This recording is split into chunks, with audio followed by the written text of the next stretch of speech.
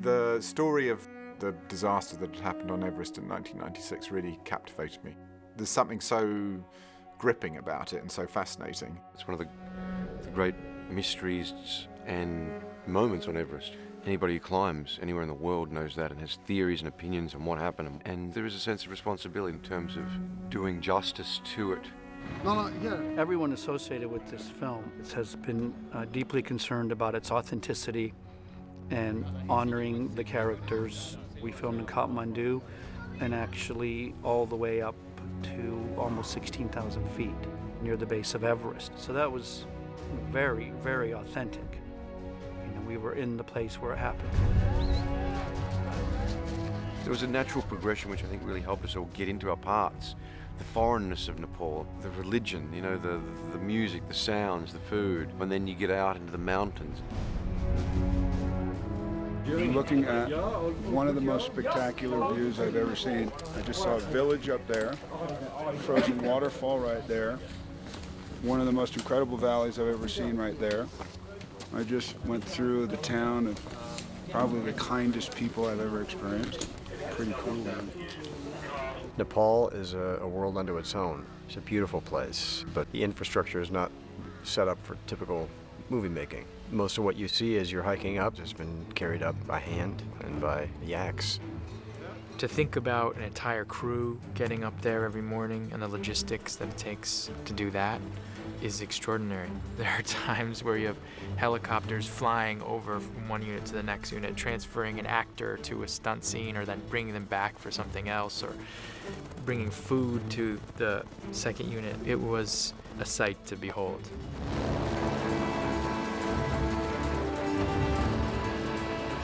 I've calculated we had over 190 to 200 individual helicopter landings in the approach to Mount Everest. It totally eclipsed any other logistical effort I had made in the Himalayas. I don't think anybody really knew the magnitude of what we had to put in place. When we got to Kathmandu, we couldn't get to the mountains, so we were sitting in the airport, and after like 2 days, we were a day and a half behind. So then we had to sort of batten down everything and just get up to the mountains and shoot our way out. Seeing the crew up there on the mountain every day was the part that really kind of blew me away. I think we were like 15,000 feet, and that's pretty high, man. It was hard to breathe. You would walk and you'd take 15, 20 steps, you're like... It's so hard to walk there.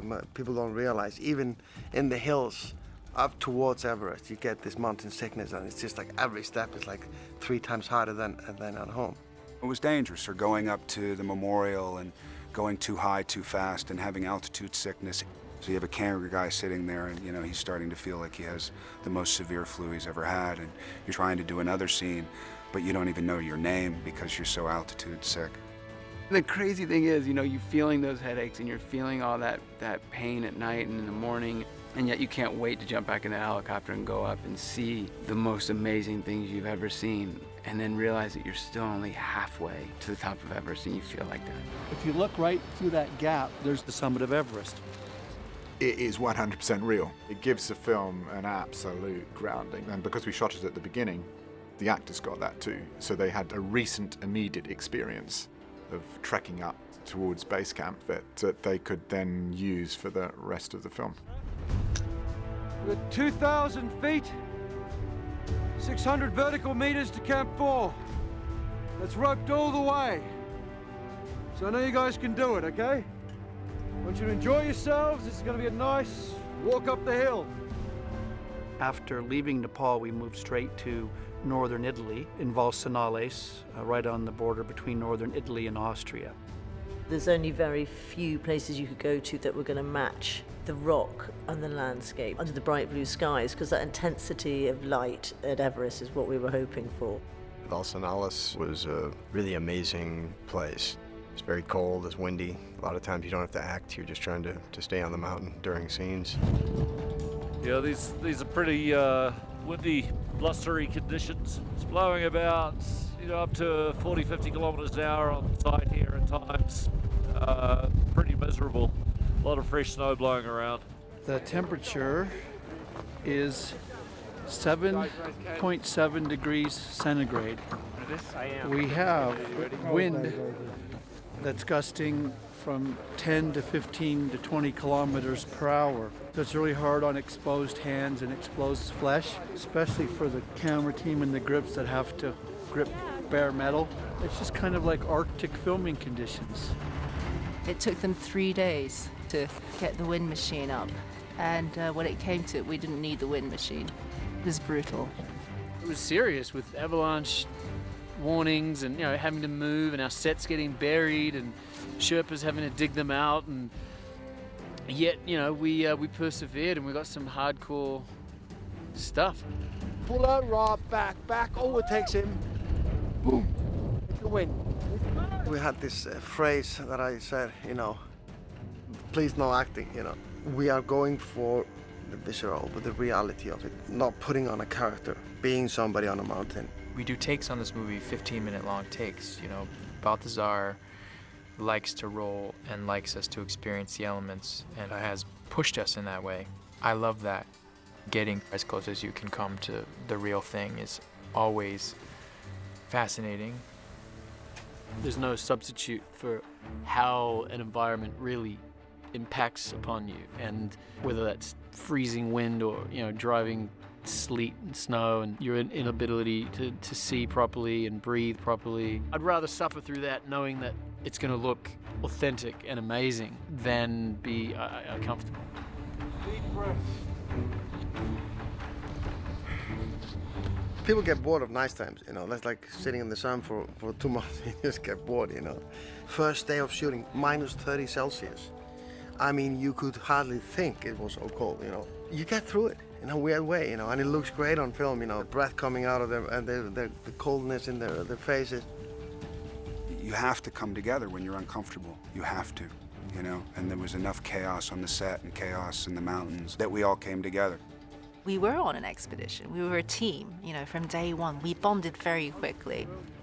I mean, I can honestly say that I made friends on this, and I know for a fact that they will be friends for the rest of my life. And I think a lot of that has to do with the fact that we really went through something together, You see the personalities of the characters come out, but you also see the actor behind it going through a massive amount of emotions. And in my own way, I got to watch these actors go through a trajectory of severe emotions. Hey, listen, mate, I've checked twice. Okay, I'm telling you, they're only half full. Okay. It was an immersive experience, and I think that's what people enjoyed. We're able to get through the tough hours and the length of the shoot and the difficulties. These types of films and these types of shoots don't come around very often. So, we all went off on a very big adventure together. We all had a very good time. We all had a really good time together, and it's not like a usual film set. If you're going to make a movie about people climbing up the highest mountain in the world, you need some sort of rugged individual to be the leader of that.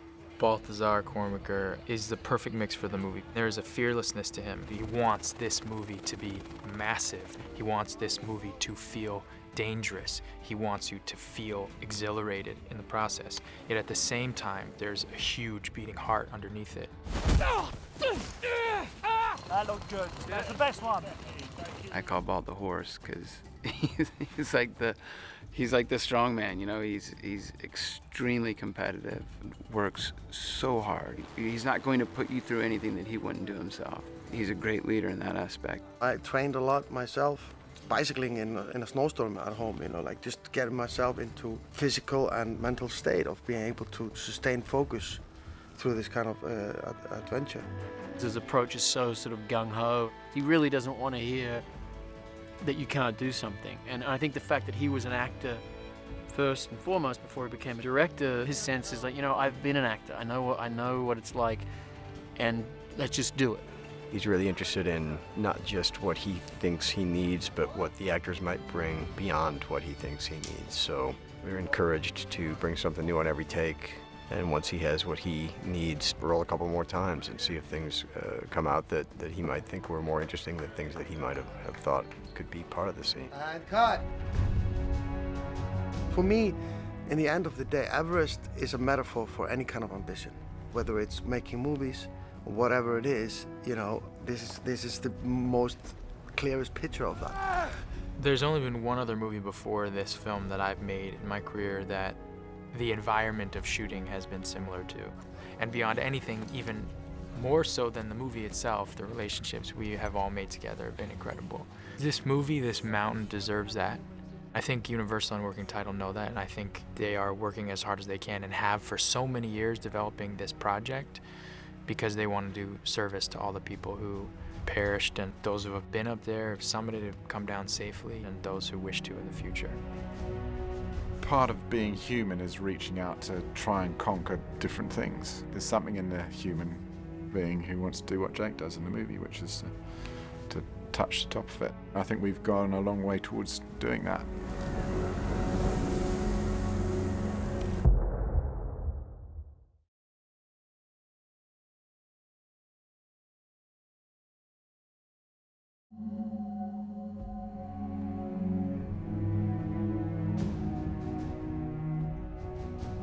I'm on the top of Everest, Helen. We made it. Oh, we copy you loud and clear, Rob. It's wonderful to hear your voice up there. I know that Balt wanted to make it as real as possible, so suddenly we're in Nepal. It was cold. It was -20. Every single person who came out onto the mountain spent days before learning how to put ropes on and off and how to cramp on, and you know, there's a lot of technical work involved. You know, everyone rocks up with their gear and they don't really know how to use it to begin with. Everyone had to learn and to deal with their gear, because your gear is what saves you up there, what looks after you, you know. You know, John Hawkes was amazing. You know, he even knew what a crampon was. You know, but it's those types of things that get you focused and you find your character, and everybody was committed. He can't be too far ahead of you, mate. I'll make it down in half the time. We did an altitude simulation when we were training for the movie all together as a cast, and we went up to what was, you know, the equivalent of 30,000 feet. We were there in this chamber for 10 minutes. Josh Brolin and I decided to stay longer. We thought we could handle it, you know. And then all of a sudden we got out. I immediately just went from laughing and laughing to being really sad, sort of within 10 minutes of being out. And it was this incredible experiment and realization, the power of being so high up, what it does to your mind. I'm pretty sure you should have another look. No, I just have. They're not full. Listen, I saw. Look, mate, I checked twice, all right?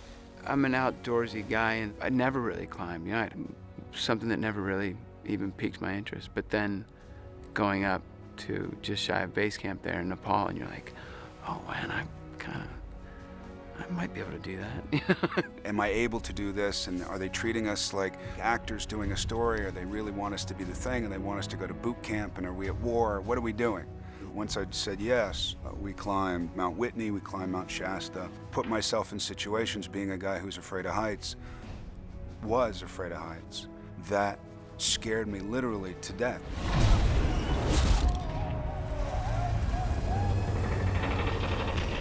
As our guides on that, we had David Brashears, who had been a consultant on the film and has been up Everest many times, and Guy Cotter, who also features in the film and was up the mountain in 1996 and now runs Adventure Consultants. So the cast had two people who they got to know very well, who had been through the real experiences of what we were about to depict, but also ongoing mountaineering experience to help this cast get into it. There was a lot of preparation for this project, a lot of things to learn.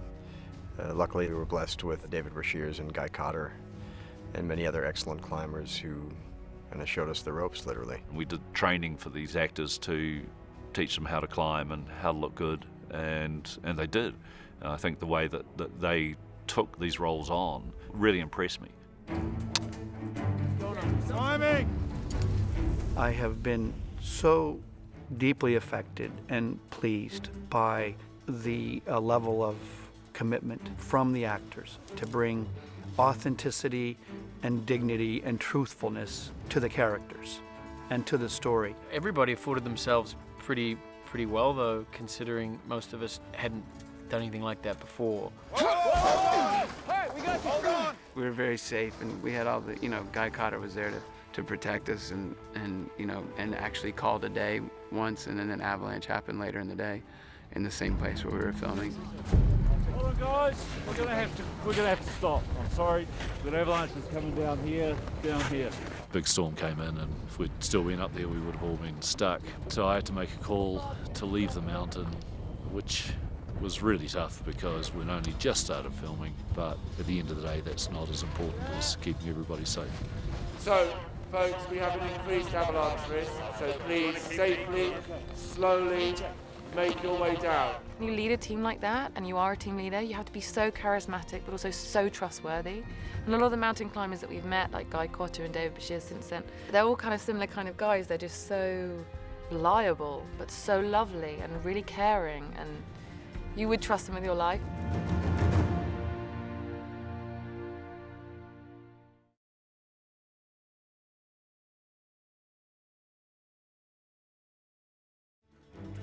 There she is. Woo! Wow. The film happens in areas where it's very inconvenient to shoot. You don't want to take actors up there, and you know, it's not called the death zone for nothing once you get above a certain height. So we needed to figure out what was the best way to do it justice in Pinewood Studios. The top of it is what we're dealing with. The upper 3,000 feet is mostly what we deal with on the Bond stage. South Col, the climb up to the southeast ridge, the balcony, the south summit, the Hillary Stup, where it all fell apart for Doug and Rob, and then the summit. Let's do it. There's 1,000 photographs of it, you know, so everybody knows what it is, so you can't fudge a location to make it work. We had to make a composite set that kind of worked for quite a few different sequences, whether it's a ridge or it's the summit or the Hillary Step. Up to the platform here, suddenly you look up, that's the avalanche. We've got storms, we've got snowfall, there's people falling. It's big emotional and dramatic acting sequences, so you know, it needs you to be in a controlled environment. Did you happen to catch the fact that he put pads on? I'll just have it be known, when I did my stunt on the ladder, there were no pads. I just kind of winged it. For the summit, you've got to be so specific, you want so much control. The reality of when people go up Everest, they can only go at certain times of day. It's all about how the shadows fall on the mountain and where the sun comes from.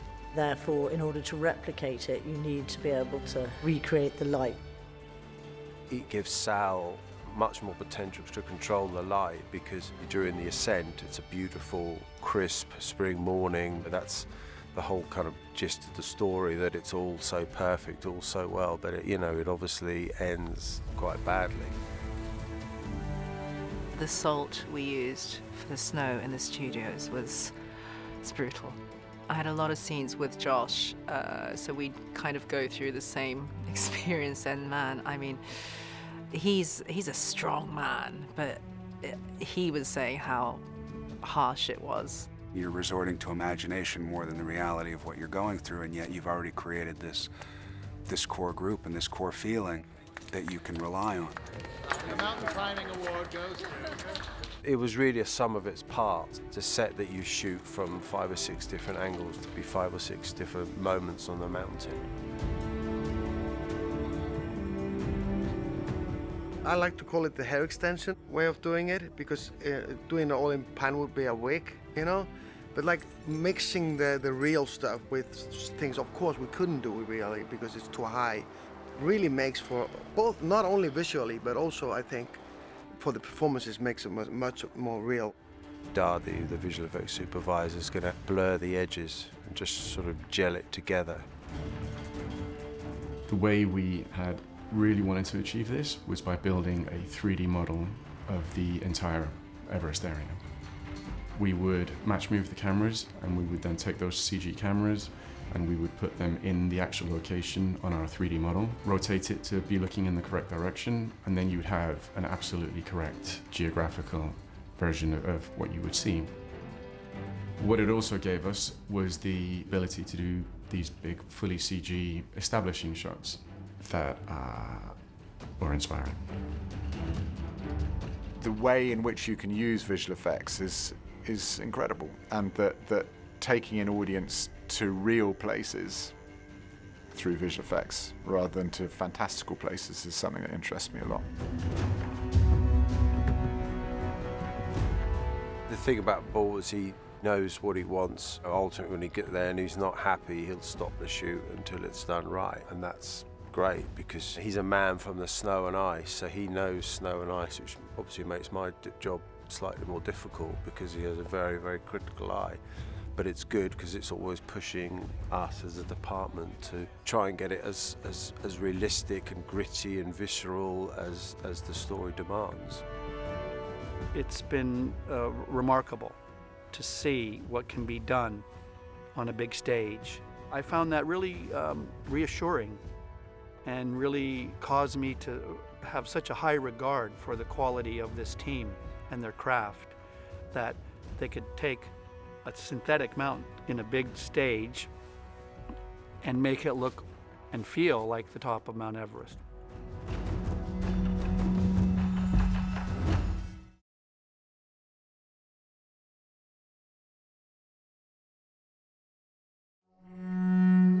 There are a lot of my friends now who haven't got a voice anymore. I want to stand up and speak for them so that their story is told as well as possible.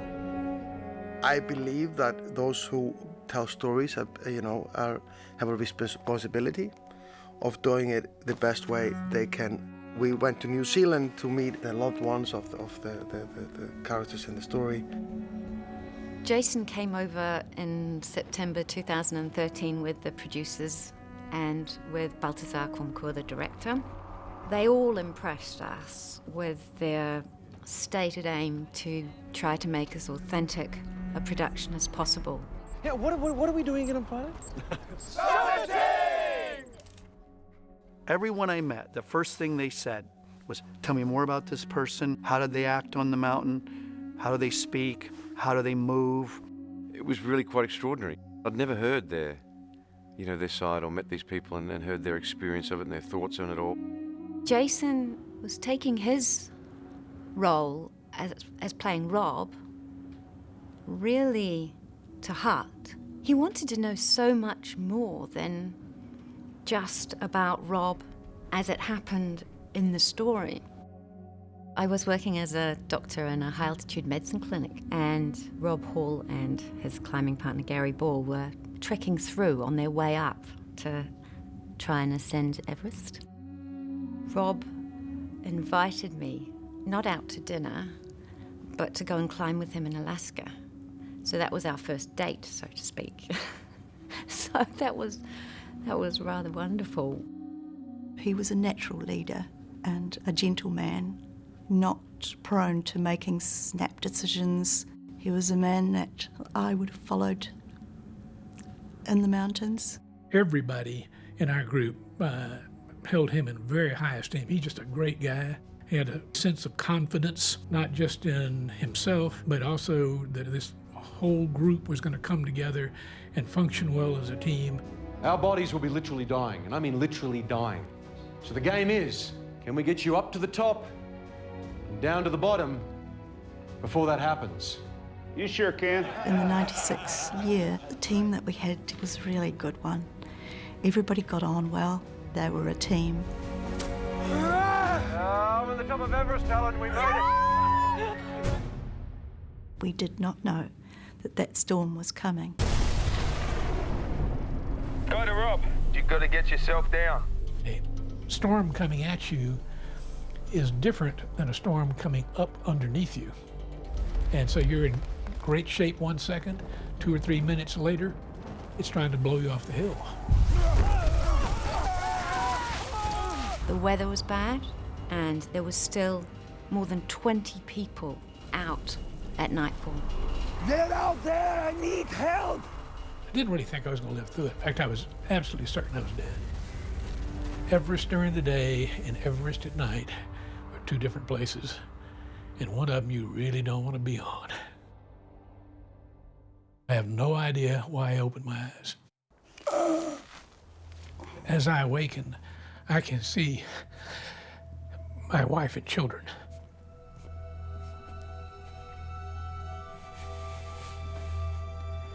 As if they were just standing in front of me. And it drives me to my feet. When it came right down to it, I just wasn't ready to die. And I was going to keep moving and keep trying until I was taken down. But one way or the other at that point, I was absolutely confident whatever was required, I was going to walk out of this place. Early in the morning of the 11th of May, I heard a voice and I said, "That's Rob," and I just scrambled to the radio. Rob, you've got to get moving. You've got to come on down. I talked with him, and at that instant I knew he was going to die. The chance of rescue if you collapse above the South Summit is virtually zero.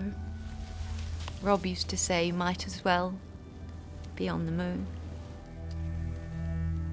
He said to me, "Don't worry too much."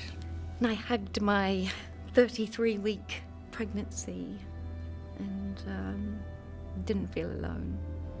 When they all came back to New Zealand, I was given a letter signed by all the Sherpas, the base camp ones and the mountains. They wrote, "Dear Dr. Jan,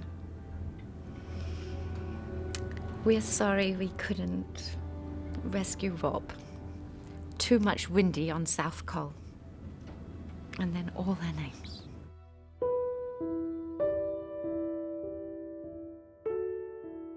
I've been to Everest Base Camp when I was 10, so in 2007. When I met people that knew my dad, I was really overwhelmed by the love and the feelings they had towards him. I did find it a moving experience because I knew that this was the closest that I'd ever be to my dad.